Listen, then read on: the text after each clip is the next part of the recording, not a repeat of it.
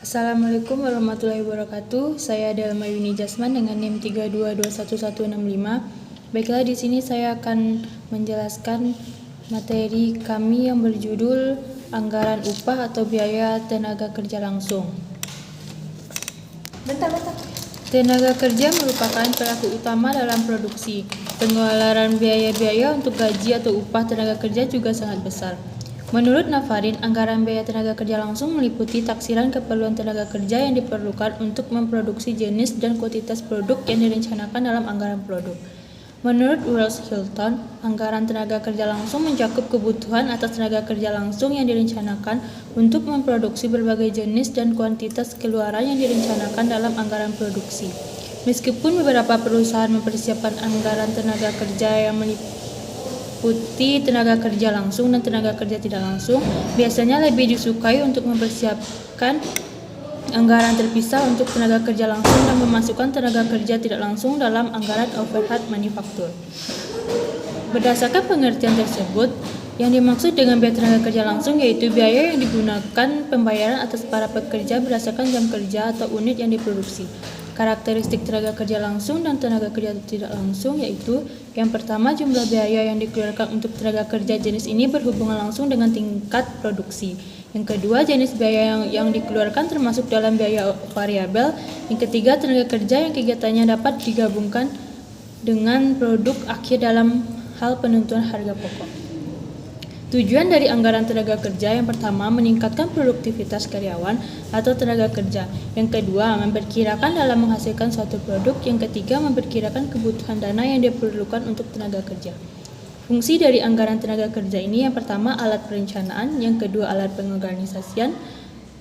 Dalam alat pengorganisasian ini yang pertama, alat kebijakan, alat penilaian kerja, alat koordinasi dan komunikasi, dan alat pelaksanaan, pedoman pelaksanaan atau alat pengawasan. Manfaat anggaran tenaga kerja langsung ini, yang pertama, penggunaan tenaga kerja lebih efisien karena rencana yang matang. Yang kedua, pengeluaran biaya tenaga kerja menjadi lebih efisien karena sudah diatur. Yang ketiga, harga pokok produksi dapat dihitung secara tepat, ini dapat dipakai sebagai alat pengawasan. Komponen anggaran tenaga kerja. Sebelum menyusun anggaran tenaga kerja, perlu dipersiapkan komponen-komponen pendukungnya, yaitu yang pertama, daftar kebutuhan tenaga kerja atau manning table, yang di dalamnya tercantum kualifikasi tenaga kerja yang dibutuhkan, jumlah masing-masing tenaga kerja pada berbagai tingkatannya, serta bagian-bagian yang membutuhkannya. Yang kedua, perhitungan manning table dapat berdasarkan penaksiran langsung atau judgment dari kepala bagian atau berdasarkan pengalaman histori. Selanjutnya baru ditentukan berapa upah atau jam tenaga kerja langsung yang dapat ditentukan dengan yang pertama, analisa gerak merupakan pengamatan terhadap gerakan-gerakan dalam proses produksi atas jenis produk. Yang kedua, analisa waktu yang perhitungan atas berapa lamanya waktu yang diperlukan dalam setiap gerakan menghasilkan produk. Yang ketiga, setelah ditentukan upah tenaga kerja langsung tersebut, langkah selanjutnya adalah membuat perkiraan tingkat upah rata-rata dengan jalan membagi total biaya tenaga kerja dengan jumlah jam tenaga kerja langsung yang diperlukan. Dalam sebuah perusahaan yang mengawasi tenaga kerja langsung ini dikenal dengan sebutan supervisor.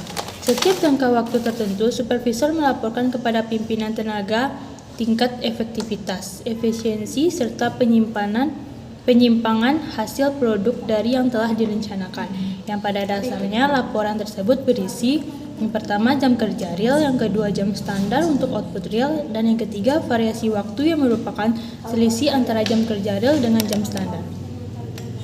Mungkin hanya itu materi yang dapat saya sampaikan.